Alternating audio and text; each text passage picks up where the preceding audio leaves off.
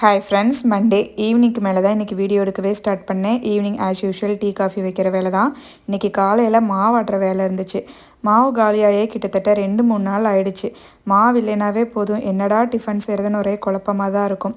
நீங்கள் மாவு இல்லைன்னா எந்த டிஃபன்லாம் செய்வீங்கன்னு சொல்லிட்டு மறக்காமல் கமெண்ட் பண்ணுங்கள். நம்ம வீட்டில் சப்பாத்தி, சேமியா, உப்புமா இது மாதிரி தான். பசங்களுக்கு கண்டிப்பாக அந்த சேமியா உப்புமாலாம் பிடிக்காது. அதுக்காகவே மாவு ஆட்டியே ஆகணும். நைட்டு கிச்சன் க்ளீனிங்லாம் முடிச்சாச்சு. கேரளாலெலாம் தண்ணி வந்துட்டு ஒரு கலரில் இருக்கும் இல்லையா? லாஸ்ட் டைம் பார்த்திங்கன்னா நாங்கள் பாலக்காடு போயிட்டு வரும்போது அங்கே ஒரு ஹோட்டலில் வந்து கேட்டிருந்தோம். ஸோ கேபி நம்பூதிரிஸ் பிராண்டு தாகமுக்தி அப்படின்னு சொல்லிட்டு இந்த மசாலா பேக்கெட் தான் யூஸ் பண்ணுறேன்னு சொல்லியிருந்தாங்க. 5 லிட்டர் தண்ணி நல்லா கொதிக்க வச்சுட்டு இது 1 ஸ்பூன் ஆட் பண்ணால் போதும்.